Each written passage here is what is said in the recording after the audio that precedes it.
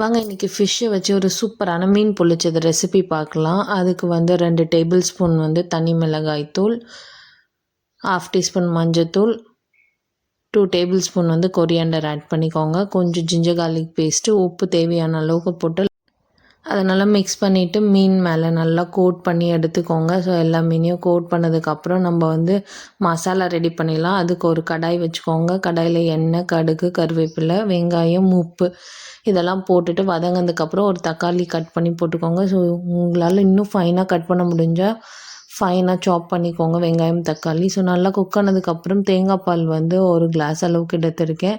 So இதோட flavour வந்து coconut milk தான். இந்த வேகிற டைமில் நம்ம வந்து ஃபிஷ்ஷை வந்து பொரித்து எடுத்துடலாம். அதுக்கப்புறம் வந்து ஒரு டேபிள் ஸ்பூன் மிளகாய்த்தூள், கரம் மசாலா 1/2 டீஸ்பூன் போட்டு நல்லா மிக்ஸ் பண்ணி எடுத்துக்கோங்க. ஸோ இது ஓரமாக இருக்கட்டும். இப்போ வந்து ஒரு வாழை இலையை வந்து நல்லா சூடு பண்ணி எடுத்துக்கோங்க. ஸோ கிழியாமல் இருக்கும்.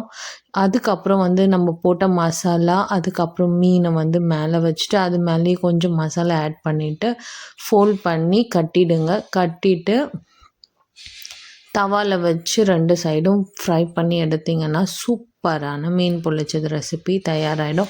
ஸோ ஒரு 2 மினிட்ஸ் குக் பண்ணாலே போதும். ஆல்ரெடி எல்லாமே குக் பண்ணதான். ஸோ இந்த வாழை இலையோட ஃப்ளேவர் எல்லாமே இறங்கணும் அதில்.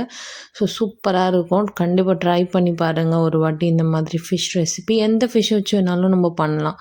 ஸோ அட்டகாசமான மீன் பொரிச்சது ரெசிபி தயாராகிடுச்சு. நீங்களும் ட்ரை பண்ணிவிட்டு கமெண்ட் பண்ணுங்கள். தேங்க்யூ ஃபார் வாட்சிங். Bye. Stay tuned for the next video.